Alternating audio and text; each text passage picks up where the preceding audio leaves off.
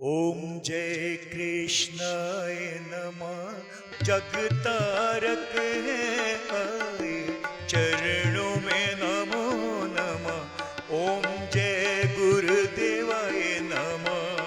भक्त वत्सल कृपालु, कृपा है करते स्वामी, कृपा है करते, झोलियां है भरते। ओम जय गुरुदेवाय नमः। तो आप लोगों के भी मैं कह रहा हूं कि समय निकल रहा, हीरा का समय निकल रहा। कल की जो है हिस्ट्री भूलो, आने वाला कल जो मिस्ट्री है, रहस्य है, उसको भी भूलो। आज का जो गिफ्ट मिला है, आज का दिन, उसका प्रयोग करो, तब आपका जीवन बदल सकता है। नहीं तो भारत के लोग कौन जाति हो भैया, जरा बताना। कौन कौन गोत्र हो भैया, तब क्या मतलब भैया, कोई मतलब है, कोई जरूरत है? लेकिन जरूर पूछेगा।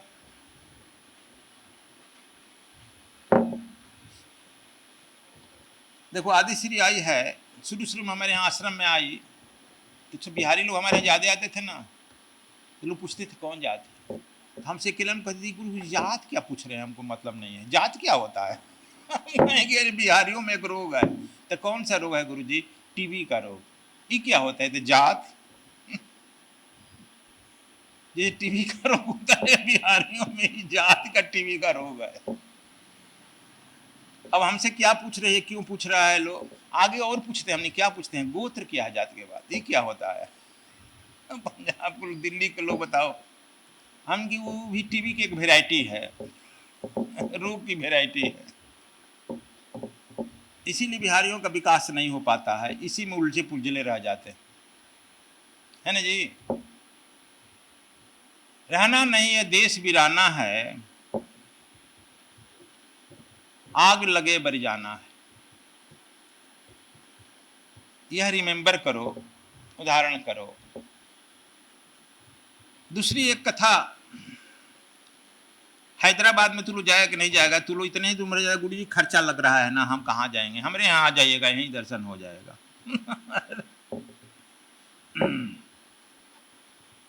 यही ना कहता है, यहीं भी कहे गुरु जी अब यहाँ गए तो वहाँ नहीं गए था, हाँ अब हम लोग बरईपुर नहीं आएंगे ना, तब क्या हो गया बच्चा, अब तो यहीं दर्श बरस हो गया, अब क्यों आएंगे गुरु जी? यह तुम्हारी हीन मानसिकता दर्शाती। छत्तीसगढ़ साल में हम 3-4 बार चले जाते हैं ना पंजाब, जानता है कि नहीं जानता है? छत्तीसगढ़ से कल खबर आया कि 100 आदमी से ज्यादा का रिजर्वेशन हो गया। छत्तीसगढ़ से आने वाले लोगों को तुमसे ज्यादा भाड़ा लगेगा, कम लगेगा? हाँ, वहां से 100 को चल दिया, और कुछ लोग बाई रोड भी आ रहा है। तुम लोग उम्मीद नहीं है कि 100 को जाएगा, यहीं नहीं 100 ठो बैठा है।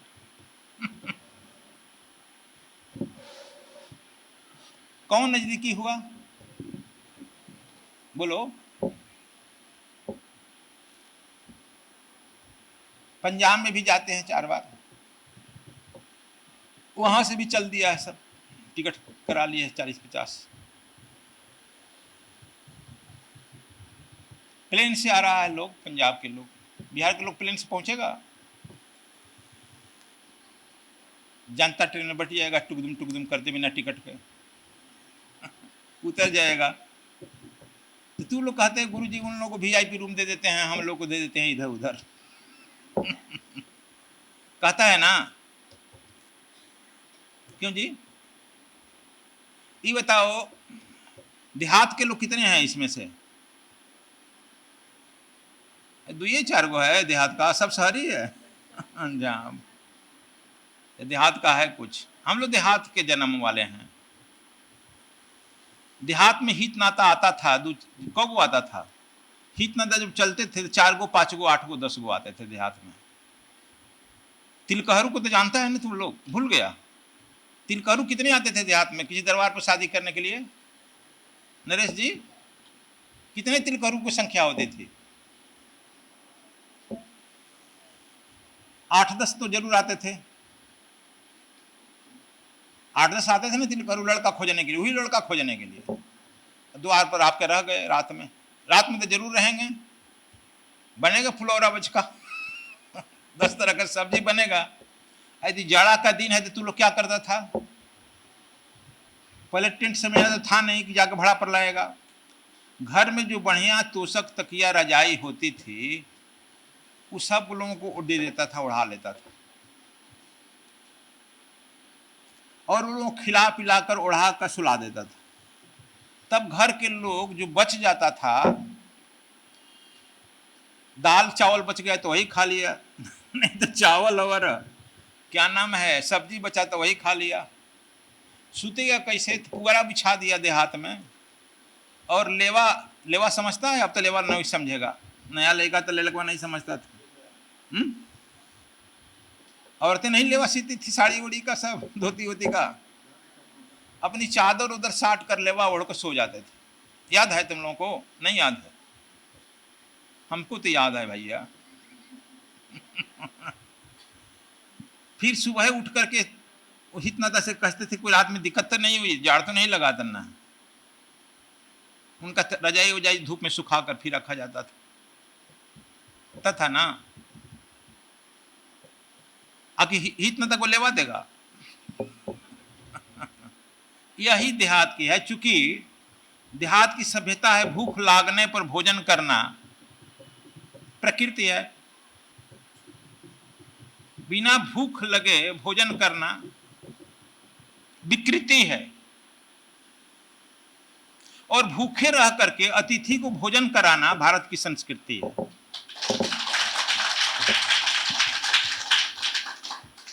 Is it correct? क्यों जी? भट्ठा व्यापारी कभी भूखे रह करके किसी अतिथि को खिलाया है कि नहीं?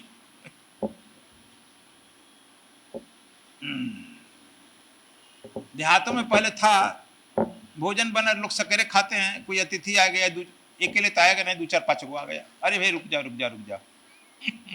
घर के मालिक पहले अतिथि खिला कर सुला देते थे। अपने बूढ़े बाबा लोग क्या कहते थे, अच्छा जरा गुड़ का एक भेली ले आओ, गुड़ एक भेली खाकर 1 लोटा पानी पी कर सो जाते थे। तो भूखे रहकर अतिथि को खिला देना भारत की संस्कृति। Do you follow? तो हम कुछ आज कर नहीं रहे हैं, आप लोगों को आपकी सभ्यता संस्कृति याद दिला रहे हैं। जो आपका ओरिजिनल फर्म है उसको समझो। हैदराबाद शहर के नजदीक गोलकुंडा का किला आज भी है, खंडहर है। वहीं हैदराबाद का नवाब था। एक दूसरी कथा आपको सुना दें। राजा था अब्दुल हसन कुतुब शाह,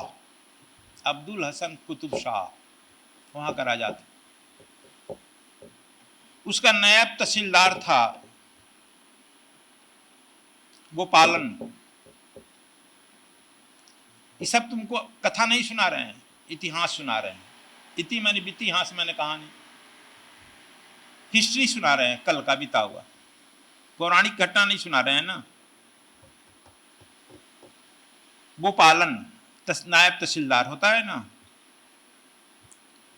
हम वहां गए थे,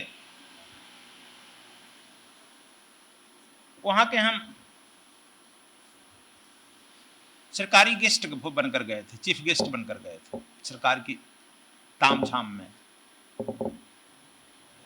वहाँ चीफ सेक्रेटरी यही बिहार के हैं, सहरसा के।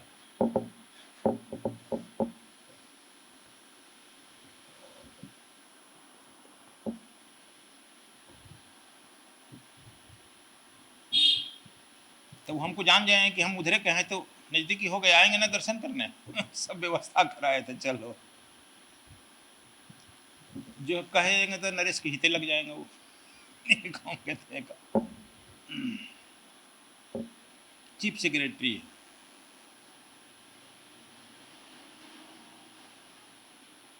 वहाँ हम को बोलने के लिए बड़ा गेस्ट हाउस लोग दे, सरकारी ठहरे भी, सभा में बोलने के लिए कुछ कहे तो हम कहें कि जो उसके दरवाजे पर भद्राचल में भगवान राम का मंदिर बहुत अच्छा बना है, जिसे यहाँ पर अयोध्या का राम मंदिर कहता है ना, वहाँ भद्राचल में वहाँ का बहुत दर्शन करने के लिए वहाँ के लोग जाते हैं।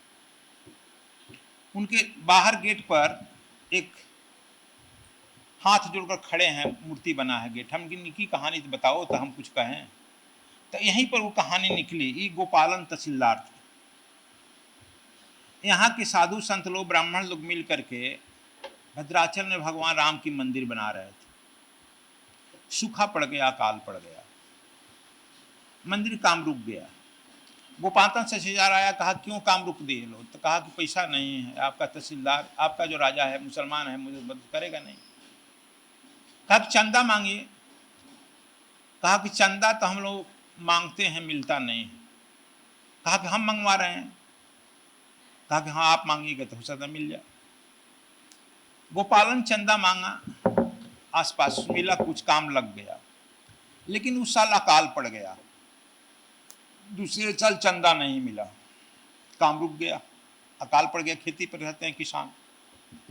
सब लोग मिलकर कहा कि सरकार आप जो है 1,00,000 स्वर्ण मुद्रा, उस समय 1,00,000 स्वर्ण मुद्राएं आप दे दीजिए अपने फंड से, और आगे साल जब खेती अच्छी होगी तो हम लोग चंदा मांग कर लौटा देंगे, जमा हो जाए, कोई जानेगा भी नहीं। गोपालन कहा कि ठीक है, लेकिन ये बात खुले न, क्योंकि हम तो कस्टोडियन है ना। 1,00,000 स्वर्ण मुद्रा निकाल दिया, मंदिर खूब जोर से बनने लगे। आगे साल हुआ कि वर्षा अच्छी होगी, लेकिन आगे साल भी अकाल पड़ गया चंदा मिला नहीं। आपके बीच में कन्फ्यूसिया लोग रहते हैं कि नहीं? इधर उधर बात करने वाले रहते हैं कि नहीं? बोलो। तो फिर आपके बीच में कन्फ्यूसिया रहते हैं तो क्यों गड़बड़ा जाता है? तो सदा से रहे हैं वहीं के कन्फ्यूसिया। कुछ ब्राह्मण लोग उनकी जाके शिकायत करे कि आपका जो है गोपालन तहसीलदार नहीं है, चोर है, भ्रष्ट है। 1,00,000 स्वर्ण मुद्राएं आपके खजाना से लेकर मंदिर में लगा दिया। आपको पता है? राजा नहीं, ऐसा नहीं कर सकता है, ऐसा ही हुआ। अच्छा, राजा छापा मार दिया। 1,00,000 स्वर्ण मुद्रा तो था ही कम मिला। तत्काल उसी गोलकुंडा किला जो है वो कारागार बन गया था। कहा कि इस गोलकुंडा के अंध भवन में इसके बंद करो। नौकरी बर्खास्त हुई और तुरंत जो है उनको हथकड़ी लगाई, अंध भवन में वो चले गए।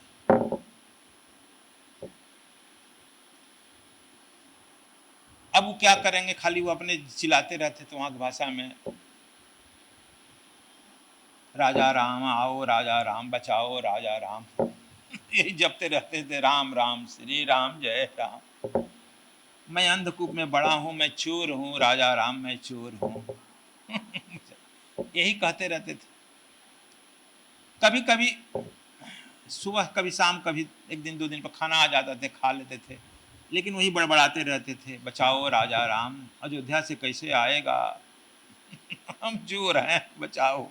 लेकिन हम चोरी तो किए तुम्हारे मंदिर बनाने के लिए, क्या किए? राजा से चोर हो गए ना। देखो, सत्य काम करेगा तो इसमें भी तुमको दुख होगा, ये बात मत सोच लेना। सत्यवादी की ज्यादा परीक्षाएं होती है। हरिश्चंद्र का ना परीक्षा होगा?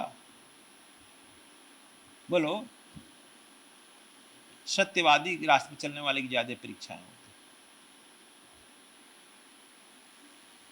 परीक्षा तुम्हारी, जीव आदमी की जितनी बड़ी परीक्षा होती है उसको उतना बड़ा पद मिलता है ना। आईएएस की सबसे बड़ी परीक्षा होती है किरानी का।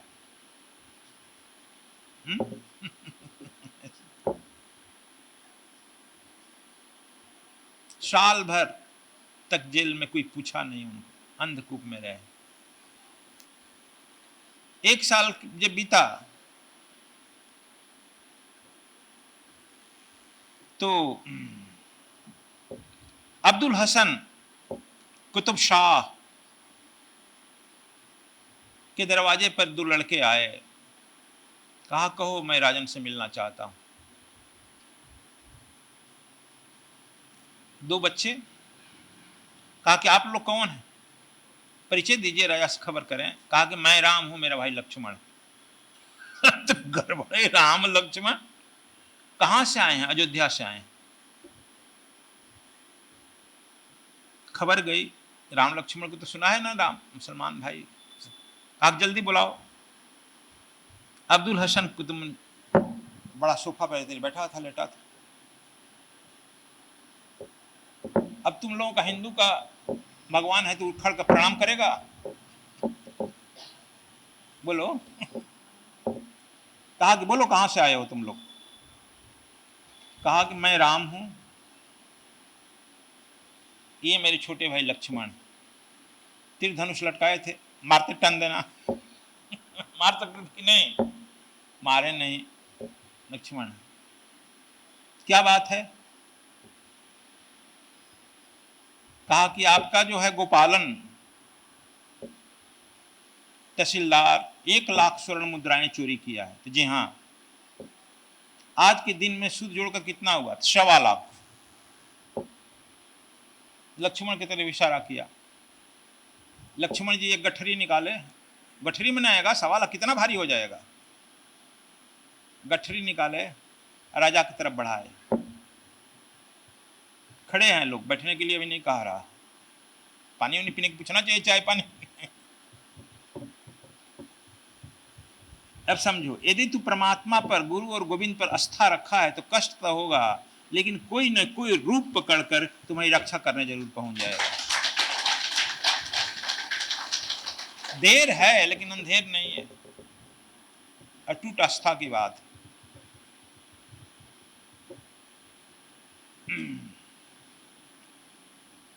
राजा जो है अपने खजांची को बुलाया, कहा कि देखो तो पैसा कैसा आया है। सब दो राजकुमार कहता है हम राजा। राजा तो हम ही, राजकुमार कहाँ से हुआ?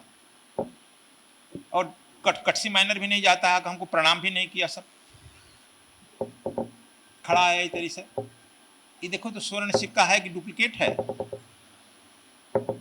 ले जाकर बोला, कसौटी कसने वाला आता है ना, कसौटी सुनार राय दौड़कर कसे। कहा कि सरकार इस तरह के शुद्ध स्वर्ण 24 कैरेट शुद्ध आपके तो खजाना में भी नहीं।